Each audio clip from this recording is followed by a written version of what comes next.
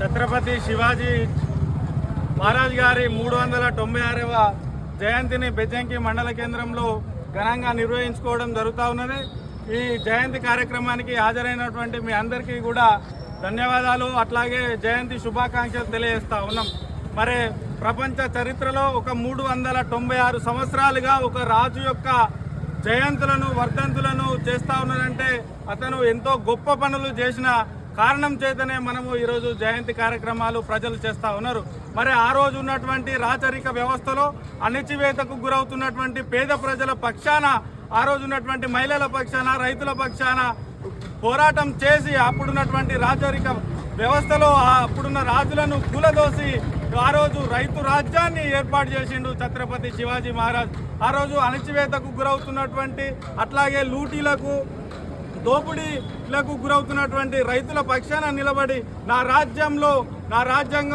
రాజ్యంలో రైతులకు గడ్డి పొరక కూడా ఎవరు లూటి చేయడానికి వీల్లేదని చెప్పినటువంటి గొప్ప మహోన్నతమైనటువంటి రాజు ఛత్రపతి శివాజీ మహారాజ్. అట్లాగే తన రాజ్యంలో ఉన్నప్పటి మహిళలను అత్యంత గౌరవంగా చూసుకున్నటువంటి రాజు ఛత్రపతి శివాజీ మహారాజ్. మరి ఆ రోజు ఉన్నటువంటి సైన్యాధికారులు కానివ్వండి, అట్లాగే ఉన్నతాధికారులు కానీ అప్పుడున్నటువంటి మహిళలను చెరవేస్తే నడి రోడ్లో కాళ్ళు చేతులు నరికి మహిళల పట్ల అతనికి ఉన్నటువంటి గౌరవాన్ని, విశ్వాసాన్ని పెంపొందించాడు ఛత్రపతి శివాజీ మహారాజ్.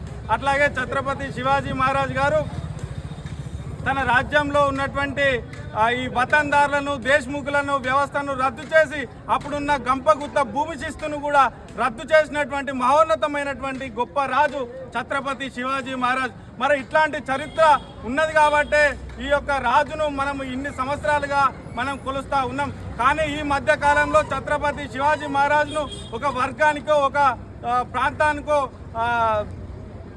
చేసి ఇప్పుడు శివాజీ మహారాజ్ యొక్క ఘనమైనటువంటి చరిత్రను తప్పుగా లిఖించేటటువంటి కుట్రలు చేస్తూ ఉన్నారు. కాబట్టి దాన్ని తిప్పుకొట్టి ఛత్రపతి శివాజీ మహారాజు ముస్లింలకు, హిందువులకు, అన్ని మతాలకు గౌరవించిండు. అన్ని మతాల వర్గాల పేద ప్రజల పక్షాన నిలబడ్డటువంటి గొప్ప మహోన్నతమైనటువంటి రాజు ఛత్రపతి శివాజీ మహారాజ్ అని ఈ సందర్భంగా తెలియజేస్తూ ఈ అవకాశం ఇచ్చినటువంటి పెద్దలకు ధన్యవాదాలు.